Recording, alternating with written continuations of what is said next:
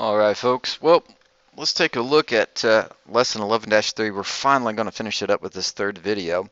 What if the function rule, the equation, has an exponent on it? So let's go through and look at this.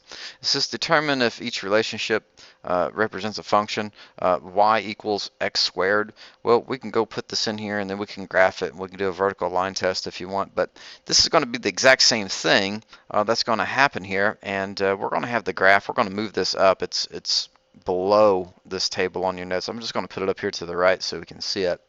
And let's just go through with this. We have the equation, the function rule, correct, y equals x to the second power. And we have our table right here, and we've got our -2, -1, 0, 1, and 2, our x's, otherwise known as inputs, sitting right there. And we're going to put them into our function rule, which is just another name for the equation. And so when the x has an exponent on it, I don't want you to think about the step number. You can still use the start number, but I don't want you to use the step number like what we've talked about. So we need to use this xy table. And you take what y is equal to, in this case x to the second power, and you ask yourself, what is x to the second power? Well, it's x times x. And if we're saying that our input is -2, then we're going to literally just take that -2 and shove that into the x's, or x squared. But I think it's easier for us in our head to just go -2 times -2 is +4. And this is our input column, and this would be our output column. And so now let's input -1 in there. So -1 times -1 is +1. 0 times 0 would be 0. And now we can put 1's in there. 1 times 1 is 1. And 2 times 2 is 4. Now, I need you to be real careful if you're using a calculator. Okay, for these low-end numbers like this, a lot of you will not be using the calculators. Some of you will. But I'm talking to my people that will be using calculators with these exponents.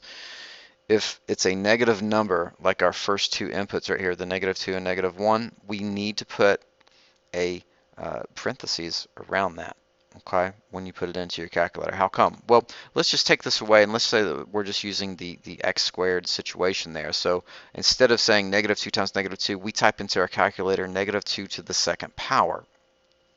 Well, what happens is that you do not get 4. You would get -4 because your calculator thinks, hey, -1 times 2 to the second power. Seriously, that's what it thinks it would be.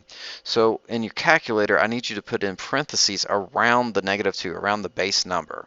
And then you can put the exponent on the outside of the parentheses, and then you'll correctly get +4. I know it's weird, but you have to help the calculators out. They can only go the way that they're programmed to work. Okay. Same thing would happen with -1. If you used a calculator for that because it's a negative number, and the exponent would be attached to the negative number, your calculator needs you to attach parentheses around the negative number and the exponent on the outside. That way you'll get 1 and not -1 for the answer on this one. Now, when you get down to these non-negative numbers like this, hey, you can type it into the calculator just like this. 0 to the second power, 1 to the second, 2 to the second. You're fine there. Just be real careful with those negative numbers. All right, so we're done with that public service announcement. Let's get that off there. Again, I like thinking about it more like x times x because we can do it in our head faster and don't need a calculator. But let's go graph it. How does this work? Well, we know that we put our inputs together with our outputs. And so this would be a -2 input with its output of 4. And now we go graph it. And I've said before, if you don't know how to graph an ordered pair, please go Google how to graph an ordered pair. There are so many great videos out there, and it will show that, hey, yeah, -2, 4 is graphed right here. Whereas -1, 1, because that's our input and output combo, it's right here. 0, 0, 1, 1, and 2, 4.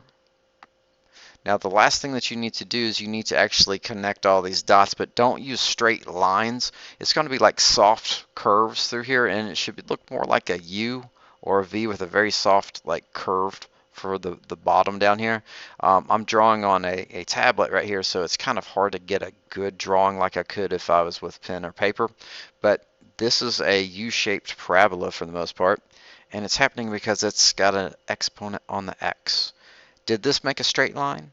No. So we would not say this is a linear function. We would say it is a nonlinear function. And if we did a vertical line test, it would only touch at one point at a time as we moved our vertical line from left to right. So the graph proves that yes, this is a function. If we looked at the XY tables, you could say, hey, none of the x's are cheating on their outputs there. So again, that's another way of saying it's a function. So is it a function? Yes. It's just not a linear one. It's nonlinear.